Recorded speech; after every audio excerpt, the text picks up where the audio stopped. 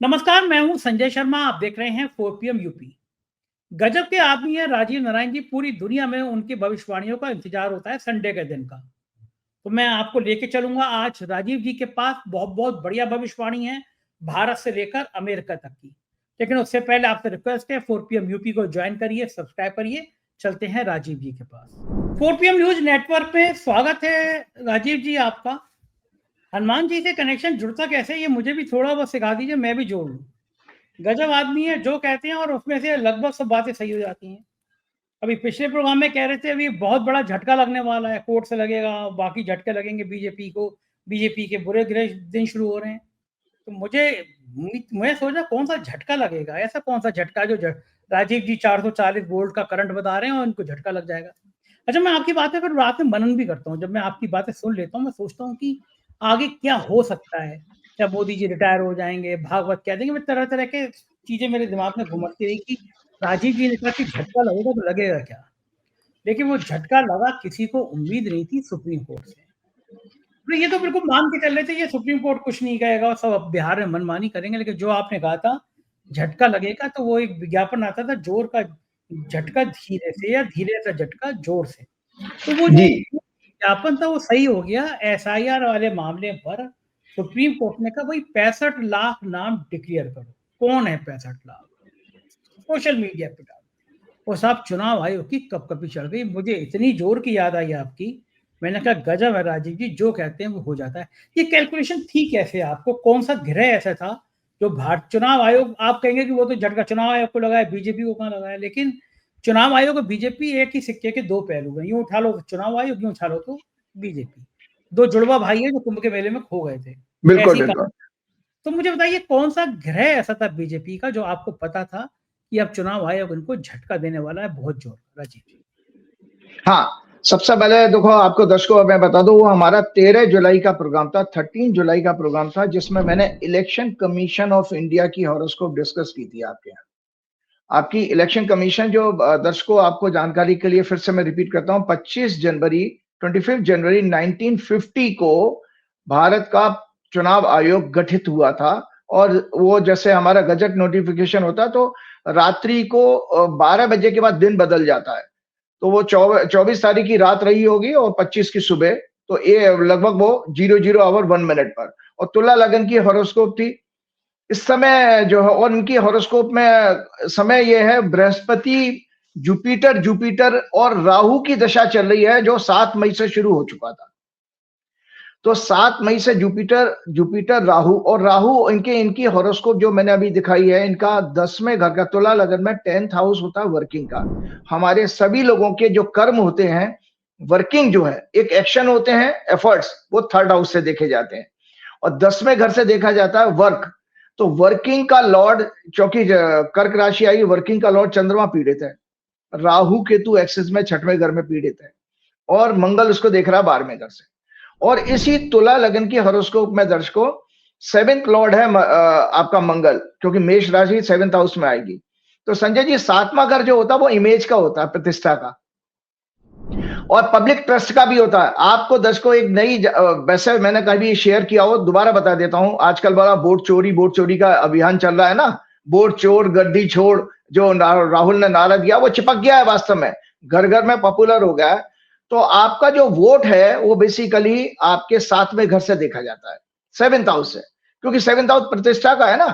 तो इसीलिए ये इस समय जो घटना घटी है कि जो एसआईआर के मसले में सुप्रीम कोर्ट में जब ये केस चल रहा था तो उसी दिन 13 जुलाई के आसपास क्या नाम है पहली जो हियरिंग हुई थी। तो मैंने ये कहा था 28 जुलाई को जब ये अगली हियरिंग होगी उस समय उस दिन उनका चंद्रमा 6-8 एक्सेस में आ रहा था। तो हमेशा मैंने आप लोगों को प्रेडिक्शन का एक फंडामेंटल सिद्धांत सिखा रहा हूं, कभी भी आपके हर प्रोग्राम में कह रहा हूं और अब फिर दोबारा रिपीट कर रहा हूं, कभी भी याद रखिए कोई भी कार्य करिए एक बेसिक आपको सोल्यूशन दे देता हूं, ज्योतिषियों की जरूरत नहीं पड़ेगी कि अगर आपका गोचर का चंद्रमा मतलब ट्रांजिटिंग उस दिन का चंद्रमा आपके जन्म के चंद्रमा से खराब ग्रहों में खराब अवस्था में तो काम मत करना, टाल दो उसको। एकमात्र उपाय है क्योंकि उसमें आपको ह्यूमिलिएशन मिलेगा ही मिलेगा।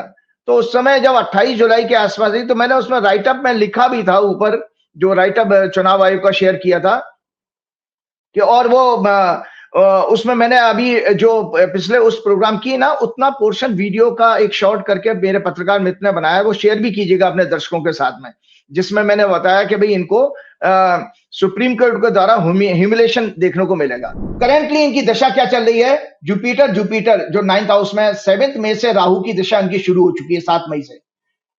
इसका अर्थ यह है प्रत्यंत दशा ट्रांजिट में राहु 11th हाउस होता है नए कानून बनाने का, मैं मंगल के साथ है। अतः बिहार में हो रहे, दर्शक ध्यान से सुने, जैसे ही राहु की दशा मई के पहले हफ्ते में शुरू होती है और नया कानून ये अपना नया सगुफा लेकर के आए SIR के रूप में बिहार में हो रहे न्यू वोटर वेरिफिकेशन प्रोसेस में यूज कर रहे हैं, मैं मेलाफाइड इंटेंशन है। राहु की प्रत्यंत दशा 31 अगस्त 2025 तक चलेगी। उसके बाद जुपिटर सैटर्न की दशा शुरू होगी, जहां पर इस संस्था के डेमोक्रेटिक वैल्यूज पर कुछ काम करने का योग बनेगा अगस्त के बाद, सितंबर से। अब मैं आपको बताता हूं कि 10 जुलाई को तो ये बच गए। 10 जुलाई को तो सुप्रीम कोर्ट ने ये कहा कि भाई आप आधार कार्ड, वोटर ID कार्ड और राशन कार्ड को इंक्लूड करिए कि जो आप प्रोसेस चुन रहे हो वो तो। और पहली बात तो ये संस्था जो है नागरिकता वेरीफाई करने की संस्था नहीं है, वो तो होम मिनिस्ट्री का काम है। सुप्रीम कोर्ट ने ऑब्जर्वेशन दी। 28 जुलाई को इनका चंद्रमा मीन राशि का है, राहु केतु के बीच में पीड़ित है। 28 जुलाई को चंद्रमा सिंह राशि में होगा और मीन राशि से पाइसेस से 6th हाउस में होगा। 6th हाउस मतलब 6-8 एक्सिस बन गई चंद्रमा की। जन्म के चंद्रमा से जब भी ट्रांजिटिंग चंद्रमा आपका 6-8 एक्सिस बनाएगा संजय जी, ये किसी के लिए भी लागू होता है, आपके लिए, मेरे लिए, दुनिया भर के लिए। अगर आपका चंद्रमा गोचर में पिट रहा है, 6-8 एक्सिस में आ जाए, तो वो दिन आपका कष्ट का है, कोई भयंकर नुकसान होना आपका होने वाला है। तो SIR केस में सुप्रीम कोर्ट में अगली सुनवाई, ये राइटअप में ऊपर टॉप में लिखा हुआ, दर्शक ध्यान रखें, ये शेयर भी करूंगा मैं आपसे। SIR केस में सुप्रीम कोर्ट में अगली सुनवाई 28 जुलाई 2025 को है।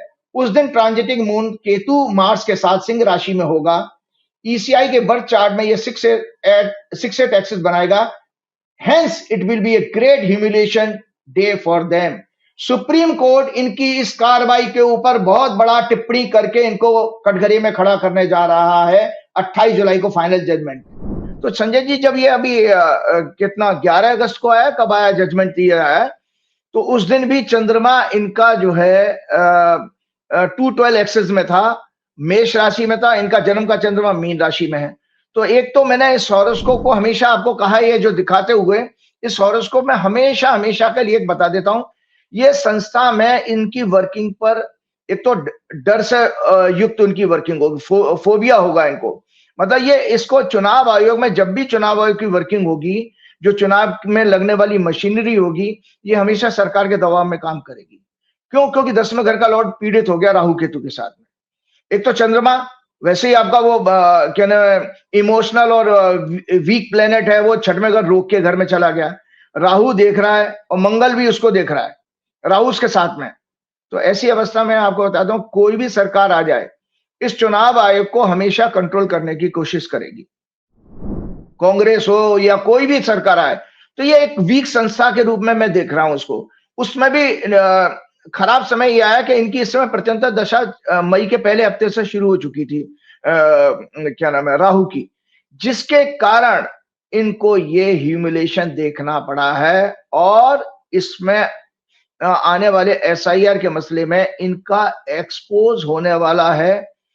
क्यों कह रहा हूं इस बात को कि भारत की कुंडली को भी हम आज चर्चा करेंगे। संजय जी अक्सर मैं बीजेपी की एनुअल हॉरोस्कोप की बात करता हूं, तो हमको एक हॉरोस्कोप आज जरूर मैं डिस्कस करना चाहूंगा, क्योंकि अभी सिर्फ 2 दिन पहले ही, आज हमारा 17 अगस्त को ये प्रोग्राम है लगा और 15 अगस्त अभी निकला है, तो इसका मतलब भारत की भी हम एनुअल हॉरोस्कोप देख सकते हैं। भाई भारत का भी तो वर्षफल शुरू हो गया जब हम बीजेपी का वर्षफल शुरू कर रहे हैं। तो ये तो आपने जो मूल कारण कहा था कि भाई ये चुनाव आयोग की घटना थी, तो बीजेपी से क्या संबंध है, तो भैया ये बीजेपी की एनुअल हॉरोस्कोप देख लो।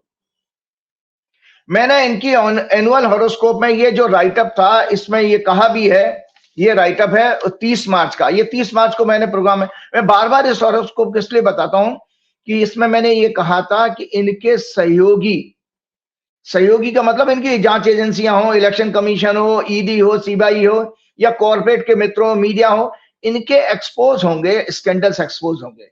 तो वो धीरे धीरे क्या नाम है ये सब निकल करके आया।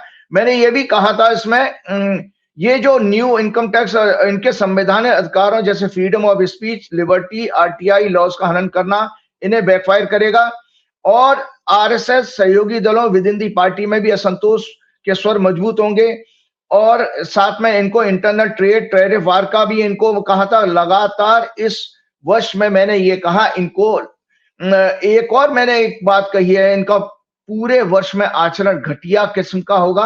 ये पीछे की बैक साइड में लिखा हुआ है, ये उसी समय शेयर भी किया है।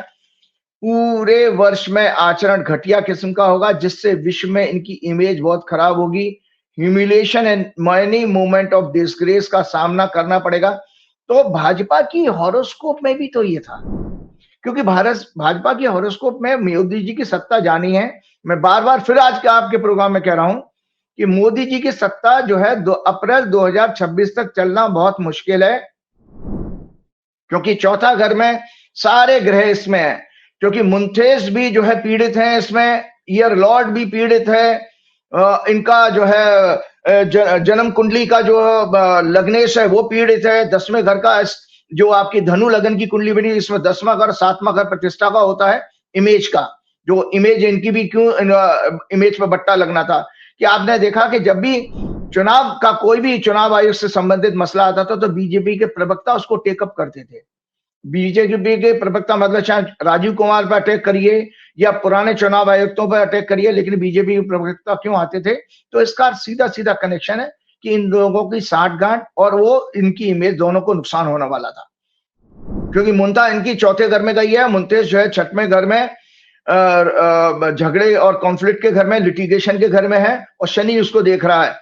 और बुध जो है इनका जन्म की कुंडली का इस समय जो वर्षफल बहुत खराब है। मैंने पिछले प्रोग्राम में भी कहा था कि 4 महीने में देखो बद से बदतर है। तो अभी एसआईआर मसले में जो राहुल गांधी ने बेंगलोर में कॉन्फ्रेंस की थी, वोट चोरी की, आप देखिए इस समय जो क्या नाम है इलेक्शन कमीशन की हॉरोस्कोप है वो भी संजय जी इनके लिए बहुत बड़े मानसिक कष्ट का संकेत दे रही है कि इस एसआईआर के खुलासे में जो सुप्रीम कोर्ट के कारण 22 अगस्त तक उनको सुप्रीम कोर्ट ने एक और इसमें आदेश में अपनी बात कही थी कि आप इसको इस ऑर्डर को कंपाइल करिए, कंप्लाई करिए और कंप्लाई करके फिर हमको रिपोर्ट भी करिए, उनको सबमिट भी करना पड़ेगा। तो इस हॉरोस्कोप में ये जो है फर्दर जो है इनके लिए मुसीबतें खड़ी होने वाली है और भाजपा के लिए भी मृत्यु तुल्य कष्ट होगा।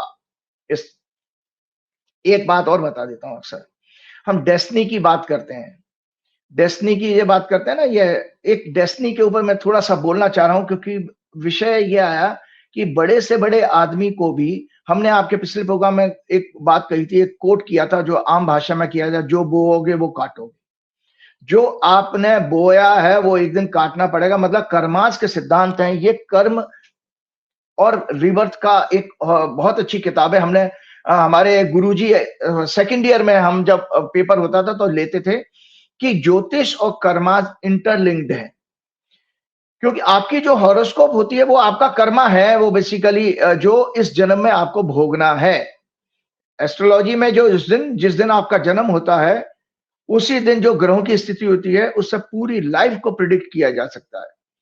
आने हमारी हर मतलब एंटायर जीवन को, चाहे वो कोई संस्था हो, जैसे हमने क्या देखा भाई, हमने जो इलेक्शन कमीशन फॉर्म हुआ उसको हमने एक घटना बना करके हॉरोस्कोप डिस्कस की। इसी तरह बीजेपी का वर्षफल जब उस दिन आया उसको डिस्कस। इसी तरह से मैं एक बहुत अच्छी ये राइटअप जरूर शेयर की है कि बिना इसको कर्मा सिद्धांत को समझे हम जान ही नहीं सकते कि ज्योतिष का मायने क्या है। तो मैं पढ़ के बताता था, fifth factor of uncertainty, Bhagavad Gita में चैप्टर 18, ये भागवत गीता है, इसमें चैप्टर 18 का श्लोक नंबर 14 है। अधिष्ठानम तथा कर्ता करणम च प्रतिबोधम विविधास प्रतिचेष्टा दैवम चैवात्र पंचमम। The following are the factors operating towards the accomplishment of action. ध्यान से सुनिएगा, आपके मैनेजमेंट की थ्योरी भी बता देता हूं कि जब आप कोई कार्य करते हो तो 5 फैक्टर उसमें होते हैं। कोई भी कार्य करिए जीवन में तो पहला क्या है, एक तो कर्ता होगा, the body and the doer, the organs of different kinds and the different functions of manifold kinds, and the fifth is दैव। 5वां होता है दैव। जिसको कि काल कहा जाता है या भाग्य कहा जाता है, इसको डेस्टिनी भी कहते हैं। In the language of management, there are 5 components in the implementation of any plan or project. पहला क्या होता है उसका component? A plan of action, एक कोई प्लान ऑफ एक्शन होगा। दूसरा एक प्लान मैनेजर होता है, उसको करने वाला। तीसरा इंस्ट्रूमेंट्स ऑफ एक्शन होते हैं, कोई आप काम करें। चौथा द एक्ट ऑफ इम्प्लीमेंटेशन होता है। But the final outcome of this is either success और failure which depends upon the fifth factor known as destiny. इसको डेस्टिनी कहा गया। सुखदेव जी ने श्रीमद् भागवत में कहा महर्षि गर्गाचार्य को, that which is beyond the perception of 5 senses and is concealed in the past and future can also be known practically through Jyotish. You have created that शास्त्र। इसलिए बता रहा हूं कि अभी बहुत बड़े बड़े खुलासे होने वाले हैं और नरेंद्र मोदी जी की सत्ता को भी जो चैलेंजेस आ रहे हैं वो इसी प्रारब्ध के कारण आ रहे हैं। इसमें किसी व्यक्ति का विषय नहीं है। राहुल गांधी भी हैं तो एक निमित्त के रूप में सामने खड़े हैं, क्योंकि राहुल गांधी की खुद की हॉरोस्कोप में ग्रह स्थिति मौजूद। So what is destiny? Valmiki Ramayana है, ये वाल्मीकि रामायण में आप देखिए, वाल्मीकि रामायण में डेस्टिनी को एक बड़ा अच्छे ढंग से भगवान राम और लक्ष्मण के संवाद के रूप में समझाया गया है। Valmiki Ramayana, lord Ram explain to Lakshman, जब लक्ष्मण ने पूछा उनसे, when instead of being crowned he was asked to go into exile into forest for 14 years। भगवान लक्ष्मण कहते हैं, प्रभु आप तो जगत के पालन करता हो, ये क्या मसला है कि आप कहां आपका राज्याभिषेक होने वाला था और कहां आपको 14 वर्ष का वनवास हो गया? तो भगवान राम का जवाब था, he was asked to go into exile into forest for 14 year. तो भगवान राम ने जवाब दिया लक्ष्मण का, ये सब देव की कृपा है।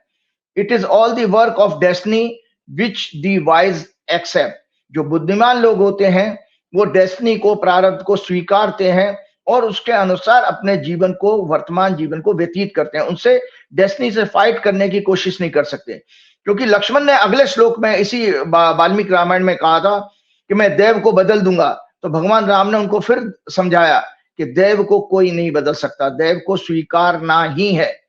इसी तरह से when we get the results of our own karma in the shape of happiness or unhappiness, we then become aware of destiny. No one can fight it. Happiness and unhappiness, fear and anger, gain and loss, creation and destruction, and similar happenings are quirks, abrupt twist or curve of destiny। ये महाभारत में एक बहुत अच्छा संस्कृत का श्लोक है, ये जरूर राइटअप आप शेयर कीजिएगा।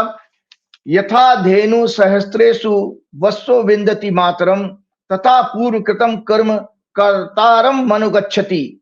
The karmas of a person chases him in every birth of his or her. Karmas recognize his doer just as calf, जैसे एक बछड़ा recognize her mother cow even in herd। एक बड़े लार्ज झुंड में भी एक बछड़ा जैसे अपनी माँ गाय को पहचान लेता है, इसी तरह से कर्मास जो आपने किए हैं, आप कितने ही व्रत ले लीजिए, वो कर्मास आपको भोगने ही है। तो ये नरेंद्र मोदी हो, अमित शाह हो, जब भाजपा हो या संघ हो या कोई भी पॉलिटिकल पार्टी हो, ये सब इस चीज को सोच लें, चाहे वो राजीव कुमार हो, चाहे वो ज्ञानेश कुमार गुप्ता हो, कि ये सब कर्माज आपको उसी तरह से आपका चेज करेंगे, उसी तरह पहचान लेंगे और एक दिन आपको पनिशमेंट। एक सेकंड राजीव जी, ये जो आपने नाम लिया राजीव कुमार, आपका नामा राशि, पूर्व चुनाव आयुक्त, ये तो आपके दोस्त हुआ करते थे, आपसे बातचीत थी, आपके बढ़िया संवाद था, बड़ी सोशल मीडिया पे चर्चा है कि साहब माल्टा चले गए हैं। माल्टा एक ऐसा देश है, मेरा एक मित्र है, वो ये कह रहा था कि अगर जैसे टीवी चैनल चला रहे थे कि अब की बार 400 पार, तो उसने कहा था कि अगर मैं ये देख रहा था कि ये 400 पार आ गए तो लोगों का जीना हराम कर देंगे। तो मेरे मित्र ने बताया कि मैंने देखा कि दुनिया में ऐसा कौन सा देश है जो नागरिकता जल्दी दे दे, तो उसने मैंने देखा माल्टा एक ऐसा देश है तो 2-3 करोड़ रुपए में नागरिकता दे देता है। यूरोप का मतलब सुंदर सा देश है वो। बोले मैंने प्लान किया था कि 300 पार गए तो मैं माल्टा चला जाऊंगा, भारत की नागरिकता छोड़ दूंगा। नहीं संजय जी, आपको जानकारी बताओ, विदेश तो नहीं गए, क्योंकि वो जहां तक मैं बहुत दर्शकों को पुरानी बात भी बताता हूँ, क्योंकि वो व्हाट्सएप के मेरे मैसेज पढ़ रहे हैं, मैं हर मैसेज उनको फॉरवर्ड करता हूँ, अच्छा या बुरा। दर्शकों आपकी जानकारी के बता दें, हर मैसेज मैं उनको व्हाट्सएप पे फॉरवर्ड करता हूँ, फिर उसका रिप्लाई वो देखता हूँ कि उन्होंने पढ़ा कि नहीं पढ़ा, रीड करते हैं। दूसरी बात आपको बताएं दर्शकों, ये व्यक्ति, हालांकि मैं तो एक साधारण सा हनुमान जी का भक्त हूं, लेकिन जब ये व्यक्ति मुझे मिला था तो मात्र एक जॉइंट सेक्रेटरी रैंक का था, कि बहुत अच्छा आईएएस ऑफिसर कभी भी नहीं था। इनके साथ के बैचमेट बताते हैं ये बहुत ही एवरेज आईक्यू का आईएएस अफसर था। बल्कि इन्होंने मुझे खुद बताया था, जब ये फाइनेंस सेक्रेटरी हुए थे तो एक दिन मैं इनकी मंत्रालय में हॉरोस्कोप देख रहा था, तो मैंने ऐसी बात की, मैंने कहा राजीव जी आपका 2011 से पहले तो बहुत खराब समय रहा होगा। बोले बहुत ज्यादा खराब रहा। आपको जानकारी होनी चाहिए, इनको चारा घोटाले में इनका लालू जी के उस चक्कर में नाम भी था, क्योंकि झारखंड कैडर के हैं ये, तो बहुत अच्छे, और कैडर भी, झारखंड कैडर भी कोई बहुत मजबूत कैडर नहीं माना था। लेकिन इस व्यक्ति को इतनी सफलता क्यों मिली? कुंडली में योग तो था, क्योंकि इनकी जो कुंडली है टॉरस लगन की है, और लग्नेश जो है आपके 9वें घर में थे, भाग्यस्थान में, और उसकी दशा 20 साल की मिल गई। तो जो उसकी वजह से ये सारा खेल है, 2011 से 2031 तक की इनकी दशा है। इसी दौरान 31 मतलब 11 से शुरू हुई है संजय जी। उसके बाद ये सेंटर में डेपुटेशन पे आते हैं, प्रधानमंत्री कार्यालय में, फिर ये डीओपीटी में गए, वहां हमारा संपर्क होता, तब जॉइंट सेक्रेटरी थे। अब ये कुछ भी कह लीजिए, मेरे जैसा व्यक्ति जब इनके घर में गया और जब मैंने इनकी डाइनिंग टेबल पर हॉरोस्कोप देखी है, तो मैंने कहा भाई आपके परचम लहराने का टाइम है। राजीव कुमार पे बात हो रही है ना, इसलिए बता रहा हूं। तो आप देखिए, हमने साथ साथ लंच किया, वापस लौट करके मैं आता हूं, इन्होंने मेरा नंबर लिया, पर्सनल नंबर इन्होंने मेरे से शेयर किया था। आज मेरे प्रोग्राम को सुनेंगे तो मैं राजीव जी आपको दोबारा याद दिलाना चाहता हूं कि मैंने उस समय भी आपको चेतावनी क्या दी थी। आप इसलिए आप भूल गए होंगे कि बड़े पद पर पहुंच के आदमी दिमाग खराब तो हो ही जाता है, स्वाभाविक है किसी का भी, हम सब मनुष्य है ना। तो संजय जी ये हुआ कि एक हफ्ते बाद फोन आता है मेरे पास में, ये बैंकिंग सेक्रेटरी बन गए, मतलब सेक्रेटरी रैंक पर पहुंच गए थे जॉइंट सेक्रेटरी से। तो उस समय मेरे से पूछ करके इन्होंने शपथ ली थी, मतलब वो चार्ज लिया था बैंकिंग सेक्रेटरी का। उसी पोजीशन में रह करके इन्होंने सबसे ज्यादा टेन्योर पार, जब मैं बैंकिंग मंत्रालय में गया संजय जी, जितने लिस्ट लगे तो ना आईएएस का भी, आप गए होंगे सेक्रेटरीज के दफ्तर में, तो जो इससे पहले के जो पूर्व के सचिव होते हैं उनकी लिस्ट लगी होती है। तो इस व्यक्ति ने सबसे ज्यादा टेन्योर पूरा किया, 3 साल से ज्यादा बैंकिंग सेक्रेटरी पर। और मजे की बात, उसी पोजीशन पर रहते हुए ये जो फाइनेंस सेक्रेटरी का भी एडिशनल चार्ज मिल गया, क्योंकि एक गर्ग साहब होते तो वो बीच में मोदी जी से नाराजगी के कारण छोड़ के चले गए, तो उस टेन्योर को इन्होंने पूरा किया। तो ये as a finance secretary retire हुए हैं। उसके बाद मैं इनको मिलने गया, ये रिटायरमेंट के बाद मैंने इनसे उस समय मंत्रालय में भी कहा था कि आपका रिटायरमेंट नहीं है, आपको back to back position assignment मिलेगा। उसके बाद जब ये पीएससीबी के चेयरमैन बने, पब्लिक सिलेक्शन एंटरप्राइजेस बोर्ड होता है, उसमें भी वहां मैं इनके सीजीओ कॉम्प्लेक्स में दफ्तर में गया, तो वहां पर मैंने फिर इनसे ये कहा कि आपकी इस पोजीशन पर आप टिकोगे नहीं। तो बोले मतलब? इन्होंने उस समय तक अप्लाई कर रखा था चुनाव आयोग के लिए, चुनाव आयुक्त के लिए, क्योंकि वो बीच में क्या नाम है आपके, कौन से थे वो, हरियाणा कैडर के एक आईएएस होते थे, बीच में छोड़ के चले गए थे मोदी जी से मतभेद के कारण। वहां पर संजय जी एक हफ्ते के बाद इनका जब अखबार में नाम आया कि ये इलेक्शन कमिश्नर बन गए, तो उस समय तो बात नहीं थी। जब ये चीफ इलेक्शन कमिश्नर बने थे, तो दर्शकों आज मैं बता देता हूं कि गुरु का या गाइड का एक काम क्या होता है, वो चेतावनी दे सकता है, बाकी तो आपके कर्माज आपको अच्छा या बुरा फल देंगे। मैंने संजय जी, इन्होंने अपने किसी टटपूंजी पंडित से कोई समय निकलवाया होगा, मैंने कुछ समय निकाल के दिया कि इस समय आप चार्ज लेना मुख्य चुनाव आयुक्त का। तो मैंने इनको एक वार्निंग दी थी, दर्शकों आज मुझे कहते हुए, इसलिए कि ये मेरे प्रोग्राम को सुने और उस बात वार्निंग को सुने। आज इतना इन्होंने अपने लिए अपमान क्यों इकट्ठा किया है? 2 बच्चियां हैं इनके, दोनों दामाद इनके ब्यूरोक्रेट हैं, इसीलिए कंप्रोमाइज में होना स्वाभाविक था। आरएसएस बैकग्राउंड के हैं पूरे, कट्टर आरएसएस ही, क्योंकि जब भी मैं इनके फंक्शन में जाता था तो वही उन्हीं बीजेपी और आरएसएस के लोग ही ज्यादा मिलते थे। तो संजय जी मैं आपको बताता हूं कि इसमें मैंने इनसे कहा था कि राजीव जी याद रखिएगा, ये पद तो आने जाने वाली चीज है, ये साल 2 साल 3 साल रहेगा, लेकिन याद रखिएगा इसके में आपने जो कार्य किया वो आपको आगे रिटायरमेंट के बाद छोड़ेगा नहीं। तो इसीलिए आज इनके सामने जो पूरी सोशल मीडिया में कि भाग गए हैं, कहां गए, इनको जेल भेजना चाहिए, राहुल गांधी ने भी धमकी दी है कि इनके ऊपर कार्रवाई होनी चाहिए, ये सब चीजें फंसेंगे तो सही, क्योंकि इनकी दशा अभी इस समय 6वें घर के लॉर्ड की चल रही है, तो लिटिगेशन तो इनके ऊपर होगा, राजीव कुमार के ऊपर।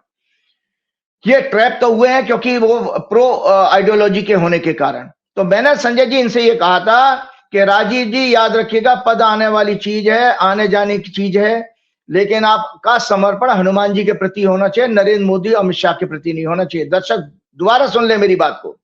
मैंने राजीव कुमार को चार्ज लेने से पहले, चीफ इलेक्शन कमिश्नर के चार्ज लेने से पहले इनको व्हाट्सएप कॉल पर बात आया था कि राजीव जी आपका समर्पण मतलब आपको केवल और केवल हनुमान जी की शरण में रहना चाहिए, मोदी शाह नहीं। ये इन लोगों के बारे में मैं जानता हूं, गुजरात के बहुत सारे लोगों ने बताया ये आपका सर्वनाश कर देंगे। और आज संजय जी वही स्थिति आ गई कि आज राजीव कुमार ही नहीं है, बाकी पुराने 3 चुनाव आयुक्तों का भी नाम गिना देता हूं। सुनील अरोड़ा, वो आपके राजस्थान कैडर के थे, महाकरप्ट आईएएस ऑफिसर, जैसे पुराने आईएएस बन मुझे तो नहीं पता, मेरा कभी परिचय भी नहीं हुआ, लेकिन उनके संगी साथी पुराने आईएएस अफसर बताते हैं।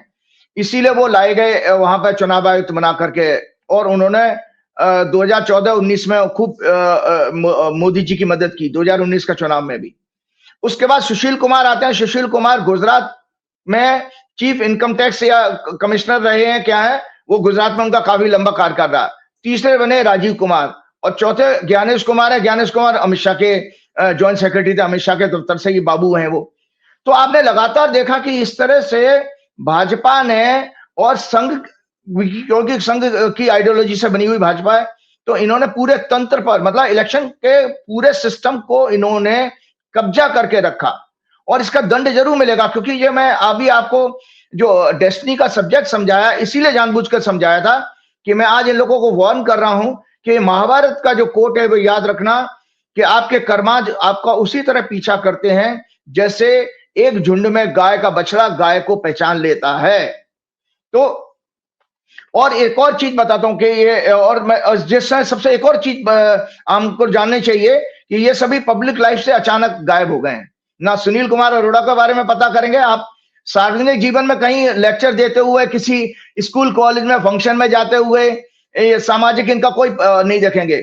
और ना सुशील कुमार का, ऐसे ही राजीव कुमार का कि वो गायब हो गए, क्या हुआ भगवान जाने। लेकिन उनकी हॉरोस्कोप में केस दर्ज होने की दशा तो चल रही है लिटिगेशन की। और इसी के साथ साथ संजय जी और भी आपको जानकारी होनी चाहिए, आपके बाकी जो चीफ जस्टिस थे रंजन गोगोई, उनका क्या हाल है? उनको कौन समाज में अपने पास बैठाना चाहता है? वो कौन से किसी फंक्शन में इस समय रेस्पेक्ट किए जाते हैं? ऐसे चंद्रचूड़ जी हैं। और आपने देखा और जिसने इस सरकार का, क्योंकि राक्षसी प्रवृत्ति की सरकार है, जिसने इसका साथ दिया उसका यही हश्र हुआ। तो जो लोग अभी वर्तमान में आईएएस अफसर है वो ध्यान रखें, आप सब एक दिन दंड के भागीदार तो हो, क्योंकि ये सरकार तो जाने वाली है। सरकार तो किसी अब ज्यादा लंबा समय नहीं है सरकार का, क्योंकि डोनाल्ड ट्रंप इनके पीछे पड़ ही गया है। और आने वाले समय में, और कितना समय है? आप कह रहे हो ज्यादा समय नहीं है, कितना समय बचा है सरकार का? मैंने तो आपको क्या वर्षफल बताया ना, 25 से अप्रैल 26 तक डेट नोट करके रखिएगा, इसी दौरान काम तमाम हो जाएगा। तो मैंने कहा था कि जस्टिस गोगोई, चंद्रचूड़, राजीव कुमार, सतपाल मलिक जी। अब सतपाल मलिक जी भी जो चले गए, आपको एक वर्षफल की मैंने एक और जानकारी दी, जो मैंने राइटर बताया था कि इनके महत्वपूर्ण नेताओं के अशुभ समाचार आने के, बीमार पड़ने के योग भी हैं। वर्षफल में बीजेपी की बताया था। तो देखो, वो कहीं भी किसी भी पार्टी से आए, लेकिन वर्तमान में तो वो भाजपा से जुड़े हुए थे सतपाल मलिक जी। जगदीश धनखड़ जी भी वहीं जुड़े हुए थे।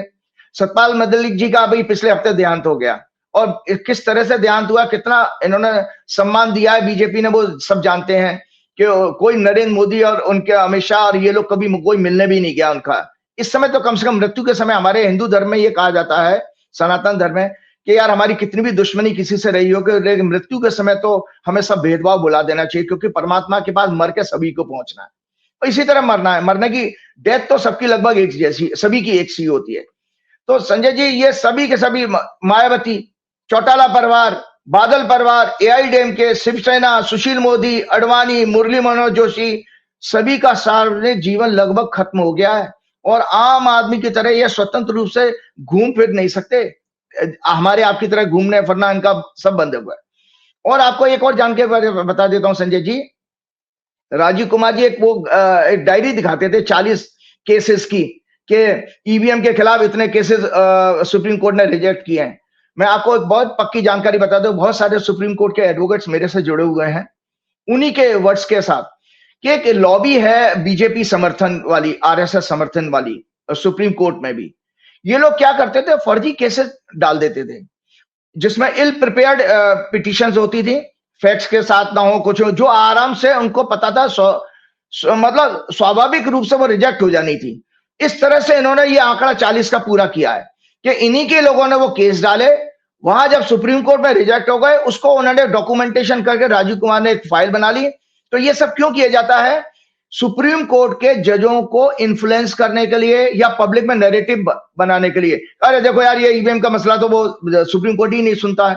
तो ये सब एक प्रोपेगेंडा का पार्ट है, इन्हीं के लोग करते रहते हैं ये सब केसेस। तो और मैं आपको बताना चाह रहा हूं कि इसी प्रारब्ध का एक पार्ट मोदी की सरकार भी है। मोदी की सरकार उस प्रारब्ध का पार्ट क्यों है? क्योंकि ये मैं आपको बता देता हूं कि आज फिर से दिखाता हूं कि आज मैं इसलिए मुझे ये प्रश्न लेना पड़ा, आज मेरा प्रोग्राम इसी पे चलेगा कि संजय जी मेरे से बहुत सारे लोग प्रश्न पूछते हैं कि यह जाएगा कब, मोदी कब हटेगा। भाई आम आदमी लड़ नहीं सकता, बेचारा दुखी हो सकता है सोशल मीडिया पर, व्हाट्सएप पर कॉल। तो मैं दर्शकों को बता देता हूं, तो मैंने हमेशा पिछले प्रोग्राम में भी श्रीमद् भागवत को दिखाते हुए कहा था कि हमारे आपके पाप भी तो हैं कि हमने ऐसे नेता को चुना तो अब आपको भोगना पड़ेगा। तो वो क्यों है? क्योंकि ये जब मोदी जी ने ओथ ली थी तो उस समय ये जो है भारत की कुंडली की सॉरी ये दशा थी। जब मोदी जी ने ओथ ली है तो उस समय भारत की ग्रह दशा ये थी, जो कि जिसका कि ये राइटअप है, इसको जरूर शेयर कीजिएगा। मैं बता देता हूं 26 मई 2014 को मोदी ने, क्या ये भारत और उसकी जनता का दुर्भाग्य था, डेस्टिनी था, जिसने हमें पिछले वर्षों में democracy, diplomacy, care, general happiness, harmony in the country, economy, agriculture and other policies में देश और देशवासियों को सफर करते हुए देखा। सेना को जानबूझकर कमजोर किया जा रहा है, जो देश की सुरक्षा के लिए एक बहुत बड़ा खतरा है। यूएस से लगातार ह्यूमिलेट होने के बाद मोदी जी अब चाइना जा रहे हैं, उस देश में जिसने हमारे गलवान घाटी में 20 सैनिकों की हत्या की। अभी हाल ही में पाकिस्तान के साथ मिलिट्री कॉन्फ्लिक्ट में हमारे आर्मी के डिप्टी चीफ ने पब्लिकली ये कहा था, ये राइटअप जरूर से, कि दरअसल इस कॉन्फ्लिक्ट में हम चाइना, टर्की और पाकिस्तान से लड़ रहे थे। पाकिस्तान एयरफोर्स को वर्चुअली चाइना ने टेक ओवर कर लिया है। वो उसे 5th जनरेशन फाइटर एयरक्राफ्ट 22 अगस्त तक देने जा रहा है। आने वाले समय में मोदी जी की इस विजनलेस डिप्लोमेसी से यूएस और एग्रेसिव होकर भारत के लिए न्यू प्रॉब्लम्स क्रिएट करेगा। ये आगे की भविष्यवाणी बता रहा हूं। जनरल मुनीर पाकिस्तान का यूएस लैंड से भारत को चेतावनी देते हुए कहता है कि पाकिस्तान को मिलने वाले पानी के सोर्स पर अगर भारत ने डैम बनाने की कोशिश की तो वो उसे 10 मिसाइल मारकर डैमेज कर देगा। अब की बार न्यूक्लियर कॉन्फ्लिक्ट अगर होगा तो आधी दुनिया बर्बाद हो जाएगी। ये सब डोनाल्ड ट्रंप की शय पर हुआ, क्योंकि अमेरिका की लैंड से उसने ये बातें कही हैं।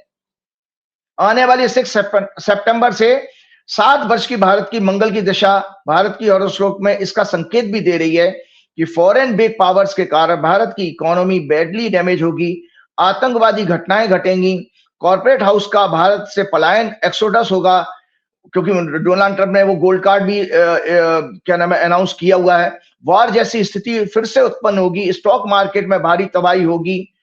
और स्टॉक मार्केट से ध्यान आया संजय जी, आपको जानकारी के बता देता हूं, एक मनी कंट्रोल की एक रिपोर्ट के अनुसार एफआईज ने अभी तक जनवरी 2025 से लेके अभी अगस्त के 16 अगस्त तक जब बाजार बंद हुआ 1.5 लाख करोड़ का माल बेच दिया है। और वो इस तरह से बेच रहे हैं जैसे उसमें लिखा था उस रिपोर्ट में, they are selling equities like there is no tomorrow, जैसे कल कोई सुबह नहीं होगी, कल की कोई सुबह नहीं होगी। 1.5 लाख करोड़ का माल एफआईज ने बेचा है आपके 2025 में जनवरी से लेके अभी तक, और लगातार बेच रहे हैं। तो मैंने कहा कि ये अकॉर्डिंग टू ये report in money control, FIIs dump 1.5 lakh crore stocks in all section from Indian market in 2025।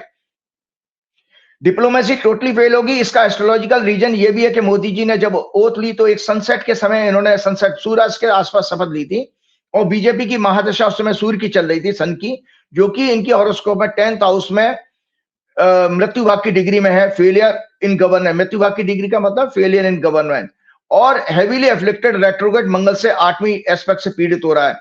ये ज्योतिषीय कॉम्बिनेशन एक डिक्टेटर, रूथलेस, संवेदनहीन सत्ता का होता है। इसलिए हमने इन वर्षों में ये देखा कि इस गवर्नमेंट ने सभी डेमोक्रेटिक इंस्टीट्यूशन को कंट्रोल करके उन्हें महत्वहीन बना दिया, मीडिया की हत्या करके डेमोक्रेसी का बेस कमजोर किया, इलेक्शन में ईवीएम से लेकर के तंत्र, गवर्नमेंट मशीनरी को तंत्र कहते हैं, पर कंट्रोल करके वोटर लिस्ट में हेरा फेरी करके इलेक्शन जीतना इन्होंने अपना परम धर्म बना लिया। इसके अतिरिक्त भ्रष्टाचार, जांच एजेंसियों के दुरुपयोग से अपोजिशन पार्टीज की इलेक्टेड गवर्नमेंट्स को उनके एमएलए खरीद करके उनकी पार्टी को ब्रेक करके अनैतिक तरीके से सत्ता प्राप्त की। जुडिशरी को भी इन्फ्लुएंस करके उस पर कंट्रोल करने का लगातार प्रयास किया। लोअर जुडिशरी, यहां तक कि कुछ हाई कोर्ट को भी इन्होंने कमजोर किया। इनका मोदी शाह का गुजरात में इसी तरह पावर में बने रहने का यही पुराना हथकंडा था, यही रिकॉर्ड रहा है। शायद अपोजिशन पार्टी इस सबका स्टडी करने में चूक कर गई थी कि काश उन्होंने गुजरात में इनकी वर्किंग को स्टडी कर लिया होता तो ये दिन नहीं देखना पड़ता। तो उसी समय मैं आपको बता रहा हूं कि जो मैंने अभी हॉरोस्कोप दिखाई थी, जहां पर जब ओथ ली थी इन्होंने भारत की, उस समय भारतवर्ष की सूर्य की महादशा चल रही थी और केतु की अंतर्दशा चल रही थी। कारण है ये डेस्टिनी मुझे आज समझाने की, मोदी जी की सत्ता आपको डेस्टिनी के रूप में मिली, इसलिए मिली क्योंकि आपको बहुत कुछ सीखना था। हमने कोई देखिए स्वतंत्रता, आज की जनरेशन ने, हमारी जनरेशन ने स्वतंत्रता संग्राम आंदोलन तो देखा नहीं है संजय जी, ना हमारा कोई पार्टिसिपेट, ना हमने गुलामी देखी, हमने तो किताबों में पढ़ा। तो आज इसलिए मुझे डेस्टिनी के सब्जेक्ट को समझाना पड़ा। उस समय यह ग्रह योग डेस्टिनी था। उस समय भारतवर्ष की सूर्य की महादशा, केतु की अंतर्दशा, शुक्र लग्नेश की प्रत्यंतर दशा चल रही थी। सूर्य लग्न में था, शुक्र केतु प्रजा के सुखों का कारक, चंद्रमा 12वें भाव में था। वार एंड लॉसेस, सीक्रेट प्लॉट्स, 12वां घर जो होता है, ये राइट अप जरूर शेयर कीजिएगा। 12वां घर होता है war and losses, secret plots, assassination, loots, rapes, sedition, treason, conspiracy, secret treaties, black money transfer, gambling, criminals, prostitution, blackmail, deception, forgery, detectives, police, law enforcement authorities, imprisonment, jail, extradition treaties, miseries, misfortune, poverty, scandals, epidemics. इसीलिए मोदी जी के काल में इतिहास की सबसे बड़ी घटना Covid period भी आया, क्योंकि वो भी एक डेस्टिनी का पार्ट था। So epidemics, property in foreign countries, smuggling, loss, extravagances, termination, retirement, terrorist, foreign agents, foreign investment. याद रहे कि जो भारत की जो आने वाली दशा है, और उस दशा में जो मैंने आप लोगों को बताया कि भारत की कुंडली यह है, भारत की हॉरोस्कोप में दर्शकों ये देख लो कि मंगल 12वें घर का लॉर्ड है, सेकंड हाउस में बैठा है। तो हमारी ज्योतिष की मंडेन एस्ट्रोलॉजी की ये किताब मैं दिखाते हुए बताता हूं कि इस किताब के अनुसार अगर 12वें घर का लॉर्ड जिस स्थान में बैठा हो, तो उस स्थान के से संबंधित कार्यों में फॉरेन पावर का इन्वॉल्वमेंट आता है। तो 12th lord in second house shows foreign powers are trying to influence economic policy of country. और आपको जानकारी के लिए बता देता हूं, इन सब बातों की चर्चा मैं आज फिर से इसलिए कर रहा हूं कि बहुत से लोग, इसलिए करना पड़ रहा है संजय जी कि बहुत सारे लोग मुझे फोन करके दुखी होकर जब मुझसे पूछते हैं कि इस राक्षसी शासन का अंत कब होगा, तब मेरा रिप्लाई होता है कि ये सब डेस्टिनी है और हमारे देश और जनता के कर्मों का फल है कि हम स्वतंत्रता उसको पाने के लिए लाखों लोगों के बलिदानों को भूल गए। हमने अज्ञानतावश, इग्नोरेंस के कारण उन संत महात्माओं, पॉलिटिकल एनालिस्ट, आरएसएस, बीजेपी के फेक न्यूज नैरेटिव्स और उनके प्रोपेगेंडा पर विश्वास किया। हम कॉन्स्टिट्यूशन द्वारा आम सिटीजन को दिए गए राइट्स को भी भूल गए। हमें ये भी भूल गए कि आरएसएस, जिसका फ्रीडम मूवमेंट से कोई दूर दूर तक नाता नहीं है, जीरो कंट्रीब्यूशन था, जो धर्म संस्कृति के पाखंड की बात करके लोगों को भ्रमित कर रही है। दरअसल आरएसएस की मूल भावना कल्चरल ऑर्गेनाइजेशन की है, जिसको मोदी जी ने अपने स्वतंत्रता संग्राम की अपने एड्रेस में भी कहा था कि एनजीओ, वास्तव में आरएसएस एक एनजीओ है, लेकिन इनका पॉलिटिकल एम्बिशन है, जिसके कारण ये बीजेपी बनी और इन्होंने कैसा सत्ता हमारे को दी है, हम पूरा देश देख रहा है और लोगों को भ्रमित करिए। पॉलिटिकल एम्बिशन इस पाखंड और फेक प्रोपेगेंडा की तरफ से धकेल दिया गया है इनकी पॉलिटिकल एम्बिशन के कारण। इसलिए परमात्मा ने देश और देशवासियों को पनिशमेंट के रूप में इस राक्षसी प्रवृत्ति की सरकार को सत्ता को सौंप दिया। लोगों को इतिहास जानने पर मजबूर कर दिया कि कैसे चंद मुगल आए और हमें सैकड़ों वर्ष तक गुलाम बना के रखा। उसके बाद फिर चंद अंग्रेज आए, मतलब फ्यू इंग्लिश पीपल, और उन्होंने भी हमें सैकड़ों वर्ष तक गुलाम बनाकर हम पर शासन किया और अखंड भारत के 2 टुकड़े करा दिए। अब उसी परमात्मा ने संजय जी गुजरात से 2 लोगों को भेजा, केवल 2 लोगों को, मोदी और शाह, जो कि व्यापारी वर्ग से बिलोंग करते हैं और गुजरात का मूल धर्मी व्यापार है। उन्होंने जब सेंटर में सत्ता बनाई तो उस समय democracy, diplomacy, communal harmony, peace, law and order, border security, importance of military strength की अपेक्षा करना ही उनसे अपेक्षा करना गलत था। वो यहाँ पर किसी आइडियोलॉजी, देश को महान बनाने के लिए नहीं आए थे, इसकी मजबूती के लिए थोड़ी उन्होंने सत्ता में आए। वो तो देश की सारी धन संपत्ति, रिसोर्सेज, इंस्टीट्यूशन, एजेंसीज पर कब्जा करके हमारे लिए गुलामों जैसी औकात दिखाने का एहसास कराने के लिए आए हैं, सत्ता में आए। मानवता, नैतिकता, सौहार्द, सद्भाव, प्रेम, भाईचारा इनकी डिक्शनरी में ही नहीं है। Since after 2015 India was running the दशा ऑफ मून, 10 वर्ष की चंद्रमा की दशा 2015 से भारत की चल रही है, विच विल एंड ऑन 5 सितंबर 25, अगले 5 तारीख को खत्म हो रही है सितंबर में, which signify emotions, feeling, perception, psychology. इसलिए ये लोग इन 10 वर्षों में देश के रियल इश्यूज से लोगों का ध्यान भटकाकर इमोशनल, भावनात्मक मुद्दों को आगे करके हमें भ्रमित करते रहे हैं, जिसका कि अब अंत निकट है। आप पूछ रहे थे, मैं फिर दोबारा कहता, अंत निकट है इसका, और इसकी सत्ता से, इनकी सत्ता से विदाई निश्चित है आने वाले दिनों में। देशवासियों को रामायण का ध्यान करना चाहिए, जो रामायण मैंने आपको दिखाई है, फिर से रामायण का ध्यान करें। रामायण का ध्यान करना चाहिए कि कैसे अहंकारी रावण का भगवान ने सबसे लास्ट में अंत किया था, उससे पहले उसके सारे तंत्र, उसके इकोसिस्टम को डैमेज कर दिया था भगवान राम ने, एक एक करके। और हनुमान जी ने उसमें बहुत बड़ी मदद की थी। हनुमान जी का ग्रेट रोल था उनके इकोसिस्टम को खत्म करने में। इंडिया की हॉरोस्कोप में उस समय डेमोक्रेसी और पीएम पावर का सिग्निफिकेटर शनि इलेक्शन के भाव में 6th हाउस में राहु के साथ प्लेस था जब मोदी जी ने सत्ता ली है, जो कि कंफर्म कर रहा था कि सत्ता में छल, कपट, चोरी, मैनिपुलेशन, फ्रॉड से आए हैं और इसी का इस्तेमाल करके सत्ता में बने रहेंगे।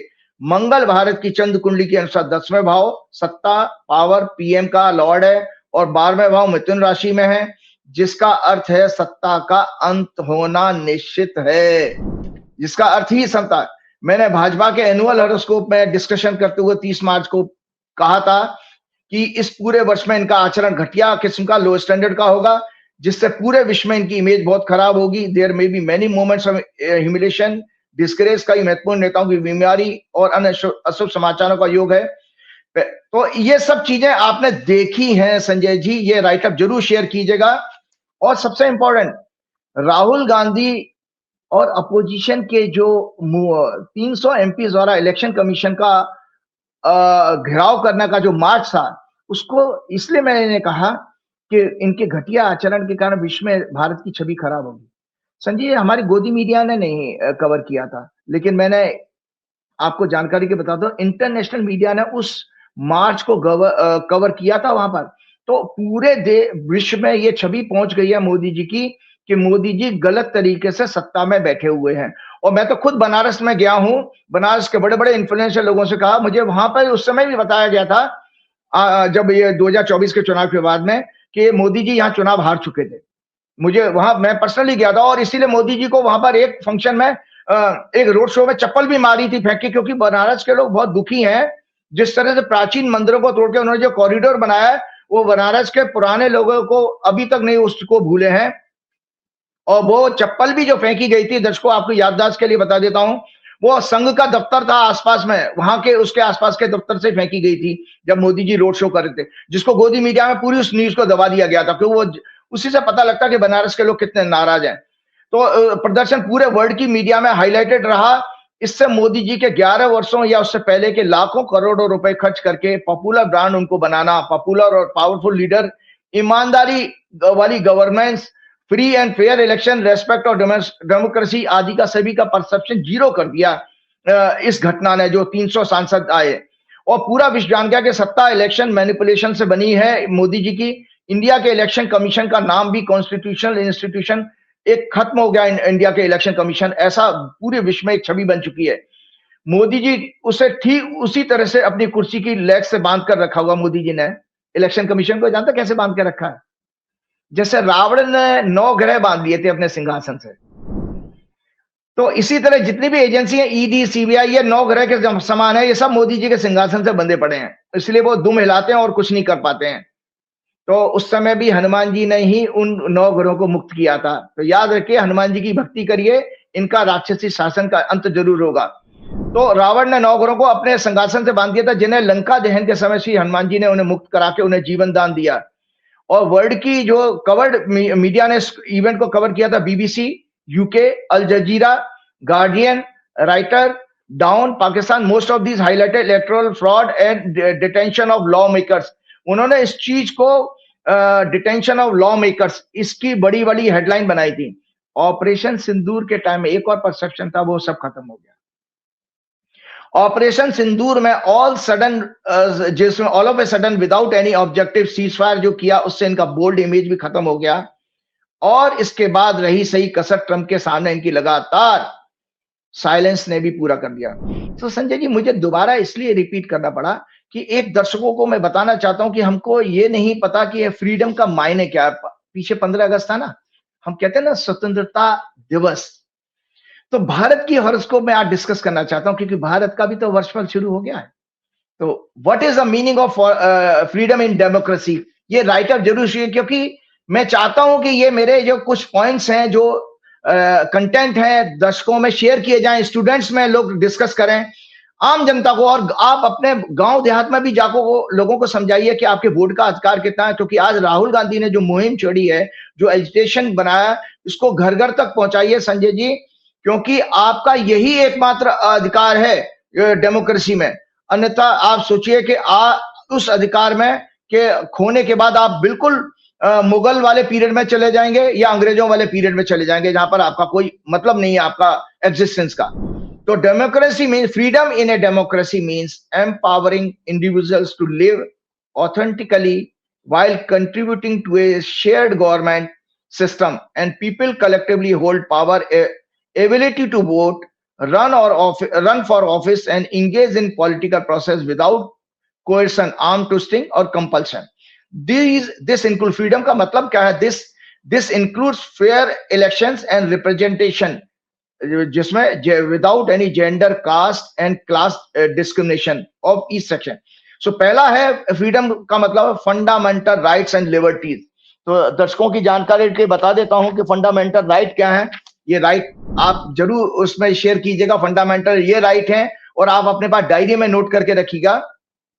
What are the fundamental rights according to Indian Constitution? Right to freedom, speech and expression and vote.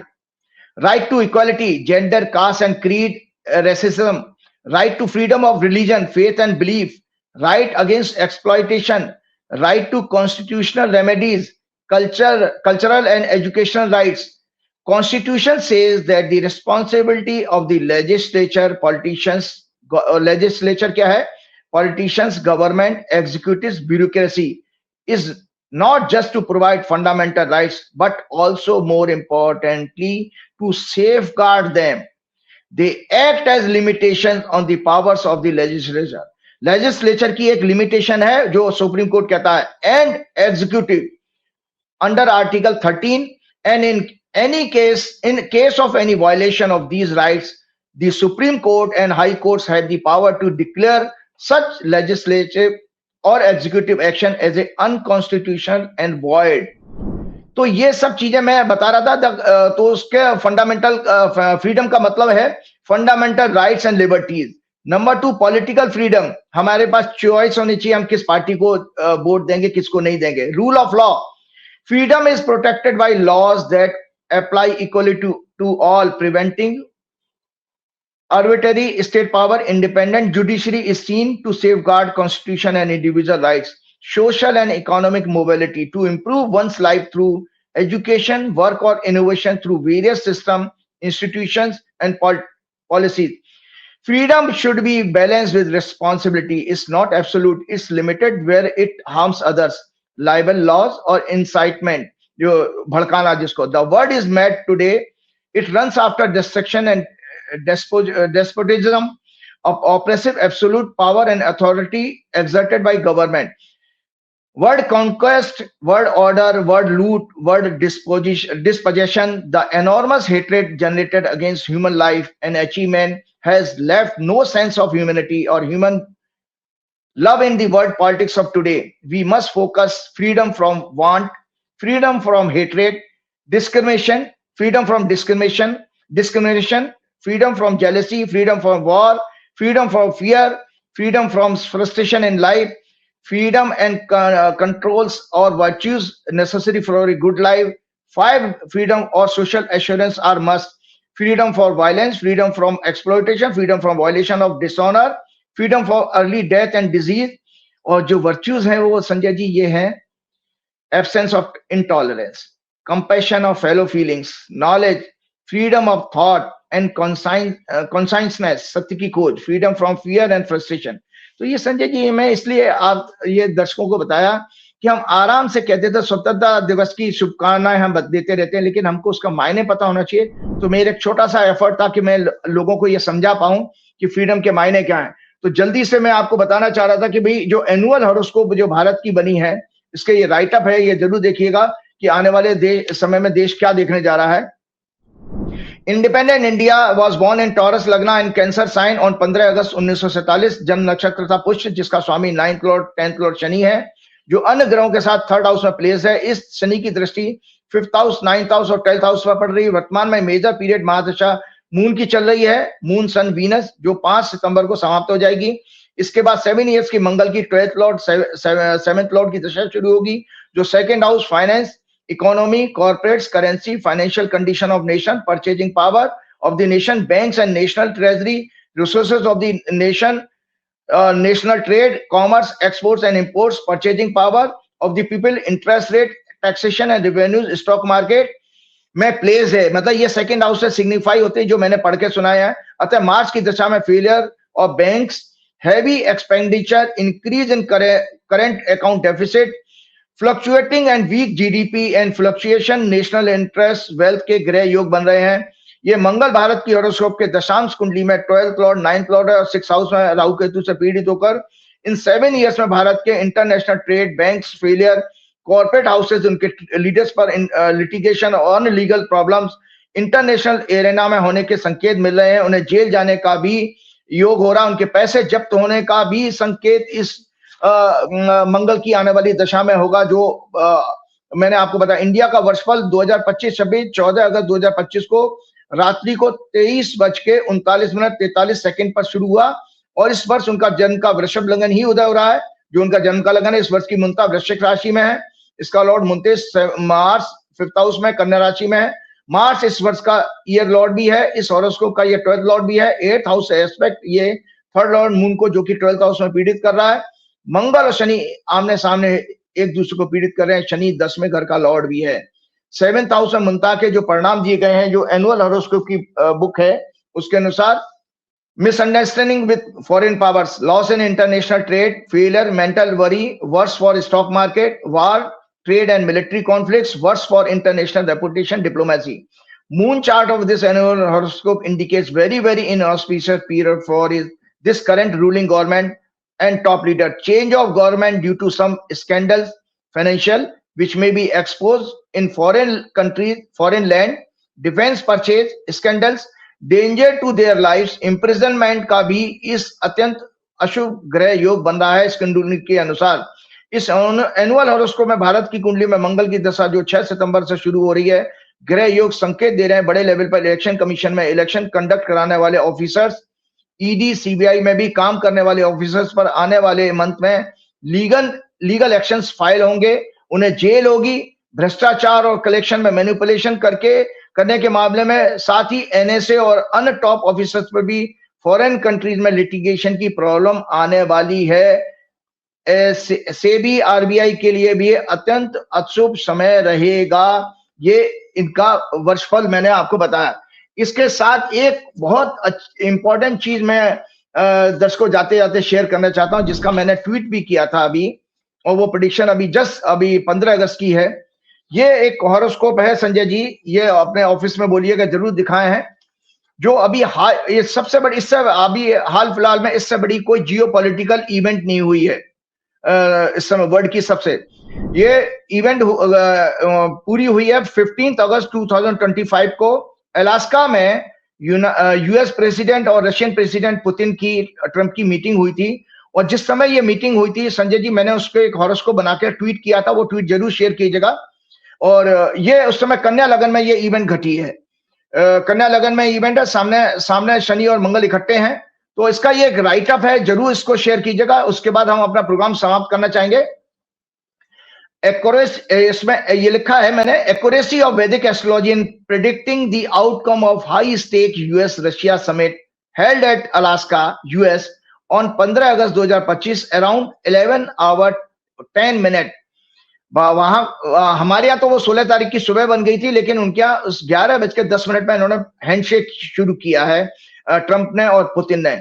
It was a most important geopolitical summit after the oath of Donald Trump 20 जनवरी 2025 को।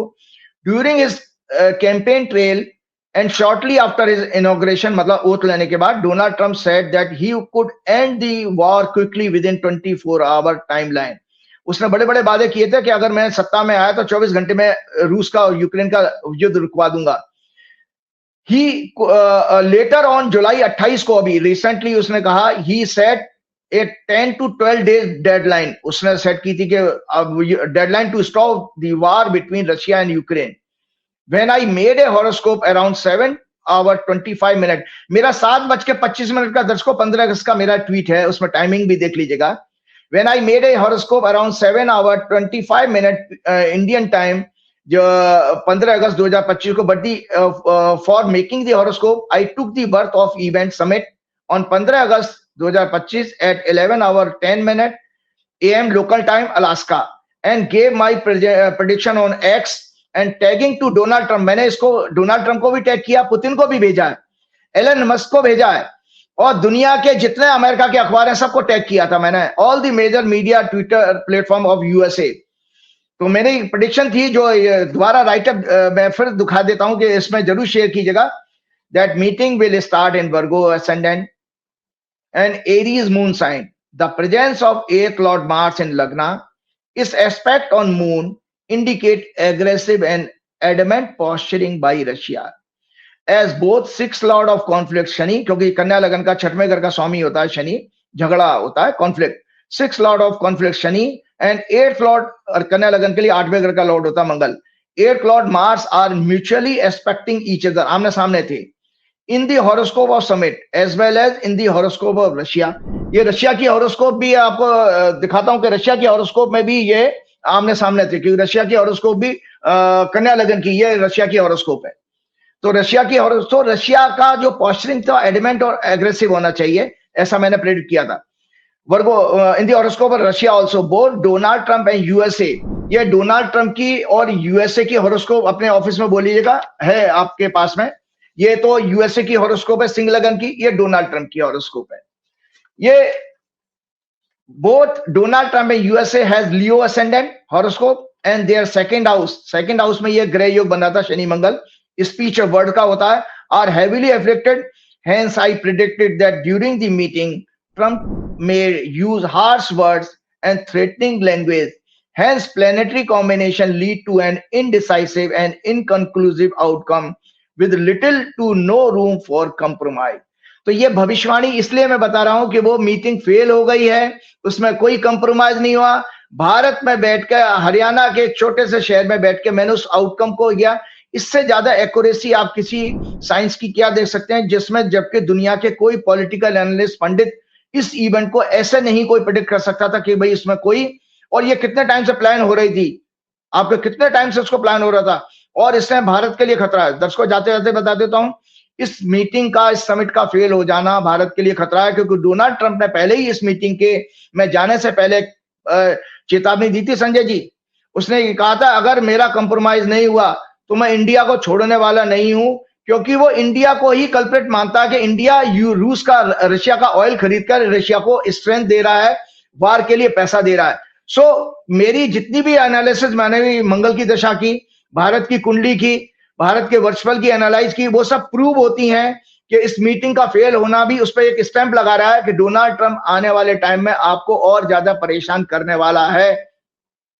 चलते चलते हनुमान जी की प्रार्थना के साथ फिर मैं शुरुआत आप लोगों को जो जन्माष्टमी कल निकली उसकी बहुत बहुत शुभकामनाएं। कृष्ण जन्माष्टमी की आप सभी के परिवार को बहुत बहुत शुभकामनाएं। और भगवान कृष्ण आपकी जीवन में, भगवान कृष्ण का मतलब है, कृष्ण का होता है चेतना, तो चेतना वापस लौट के आए। और सबसे बड़ा चीज है कि चेतन स्वरूप तो हमारे हनुमान जी क्योंकि जीवित हैं, तो हनुमान जी की भक्ति में रहिए तो इन सब चीजों को आपको जानकारी भी मिलती रहेगी। श्री गुरु चरण सरोज रज निज मन मुकुर सुधार, वर्णो रघुवर विमल जसु जो दायक फलचार, बुद्धिहीन तनु जान के सुमरो पवन कुमार, बल बुद्धि विद्या देव मोह हरौ कलेश विकार। जय श्री राम, जय। बहुत बहुत शुक्रिया राजीव जी, बहुत बहुत शुक्रिया। ये तो राजीव जी की प्यारी प्यारी बातें हैं। अब मुझे आपकी प्यारी बातें जाननी है, कमेंट करिएगा। Thank you.